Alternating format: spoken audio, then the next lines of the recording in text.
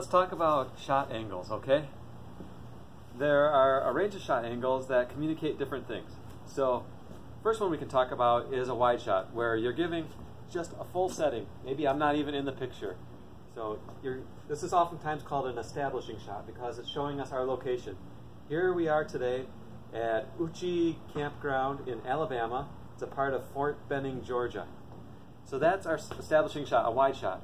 Now, when you have a shot of a full body, where if I'm doing jumping jacks or going, working on my kung fu or something like that, then that would be a full shot. It communicates what the full person's outfit looks like, or actions that you might not be able to capture on a closer shot.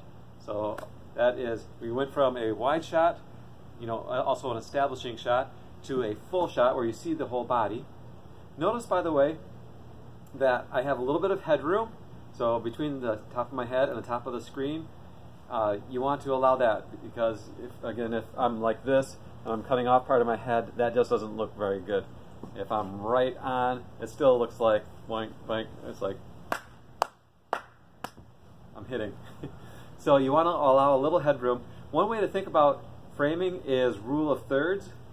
So a rule of thirds means you're drawing a line at a third of the way down the screen and another line 2/3 of the way down the screen. So I'm not getting it exact, but picture two lines going across like that, and then two lines going 1/3 of the way across the screen here, and then a third of the way across the screen here. And so it makes like a big tic-tac-toe, dividing the screen into horizontal and vertical thirds. And that's a good starting place where you can say, okay, maybe a lot of times one of the most important focal points is a person's eyes. So the eyes can be at one of those levels of thirds. And I can be symmetrical, like this, where I'm right in the center, or we could be asymmetrical, where I'm off to the side, and maybe my eyes are right at an intersection of two of those thirds. So that helps you in framing your shots. And as we talk about these different angles, think about how you might frame it according to the rule of thirds. Okay? So now I'm going to come back up a little bit closer. When you're roughly at the waist up, that's called a medium shot. And so this is a nice way to transition from going from a full shot to something closer. And it's kind of casual, okay? It's just kind of medium, extra medium. Now, if I get in a little closer, where I am just getting the head and shoulder shot, sometimes it's just called the head and shoulder shot. That's called a medium close-up, or an MCU.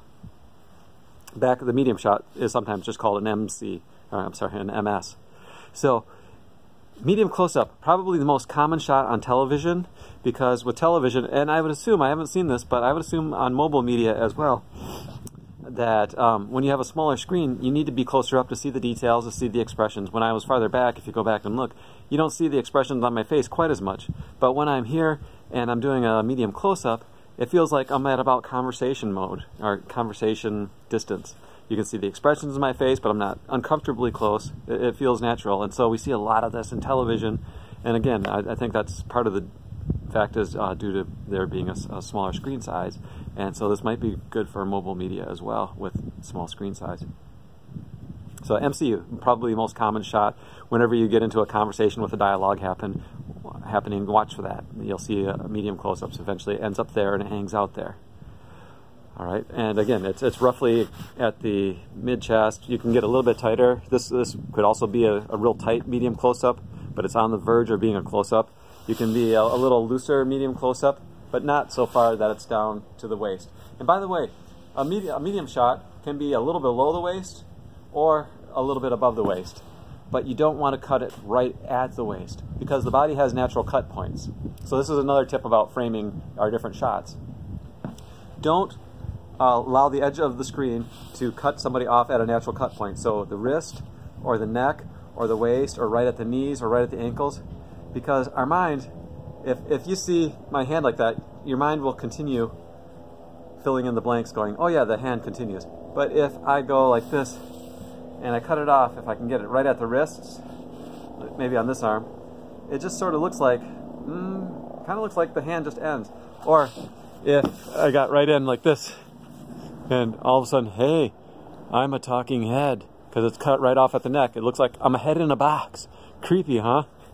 So you don't want to cut off right at a natural cut point. So whether it's a medium shot, either a little above or below the waist. At an MCU, it's somewhere in the chest. So sometimes it's called a head and shoulders shot. This railing is kind of a prop here. All right, so we have wide shot, full shot, medium close-up, and then next we're going to get to a CU, close-up. So here I am at a close-up where you're just showing just a certain part of the body. So in this case, my face we're getting a close-up. I'm ready for my close-up. I hope I'm ready. I'm not really sure. I should have checked beforehand. But it shows detail is a good one, but also it's really good for intensifying action. So like when my mouth is moving, and when is my mouth not moving? Okay, you hear a rumbling noise? Here's a really cool thing. There's a C-130 that's dropping airborne rangers, or they're doing airborne ranger training right now. And let's see if we can see a little bit of that coming up.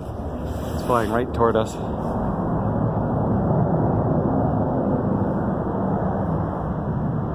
We can hear its sound.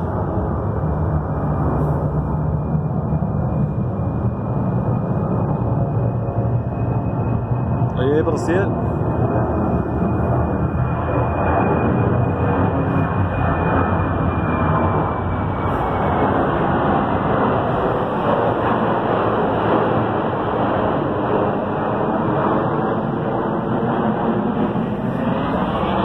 Not sure if you were able to see it, but there was no point in me trying to talk over it, so we went for it. Now I need to straighten out the camera because one way to, again, framing. So we were talking about rule of thirds, talking about cut points. The other thing with framing a shot is you want to look at your vertical and horizontal levels. And unless you have a real reason to make it off level, make it canted, that's off at an angle. That's another term to think about. Canted shots communicate something. You often want your shots to be level. And that means if I can find a very horizontal line, I can tilt my camera and line it up at the bottom and make sure it's horizontal. Or if you can find vertical lines, like this right here, I see a post. So if I can get my camera to be vertical with that post. Or trees. How about these trees over here? Because some of these are at a weird angle because of the camera. So do the trees look fairly vertical? Does the post look vertical in comparison to the edge of the frame? Then I know I'm pretty level. Okay, so we were talking about close-up. So there was framing. So far with framing, we have rule of thirds, we have cut points, and now we have being level. And then with our shot angles, we left off at close-up until the airborne rangers interrupted us, which they can interrupt us anyway, anytime, because they're cool. Close-up. It shows detail and it intensifies action. If I am moving my mouth and I'm way back here, my mouth is only taking up this little part of the screen. But if I'm up here and I'm moving my mouth, then it's taking up, it's like really intensifying the action. So you can really create a lot of energy by getting close-up. And then after the CU, the close-up, is the extreme close-up. So, hello, I'm looking in here, and again, the same idea is extreme close-up shows a lot of extra detail, and it also intensifies the action. So before blinking my eyes, not much of a deal. You can't even tell if I'm blinking my eyes. I'm up here and I'm blinking my eyes. It's like, hey, okay, there's something significant about that. He's blinking his eyes for some reason. And that's what you want to do with your shot angles, is use them to really communicate something important. You're saying, hey, far shot or full shot. Look at this. Look at the action the person is doing, or the direction that person is walking, or the outfit that the person is wearing. Medium close-up. All right, pay attention to what the person is communicating. Okay, close-up. Take a look at the person's face. There's something important about the emotion on the face. Or extreme close-up. Hey, he's blinking for some reason. Why is he blinking? Or he's got that mean stare in his eye. He's ready for the showdown. You know, there's something. You're directing people's attention with your shot angles. The C-130 is coming through again.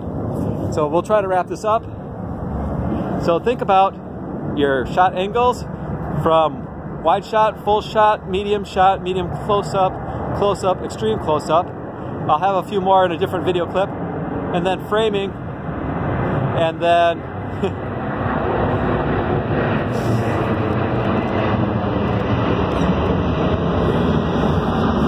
right there.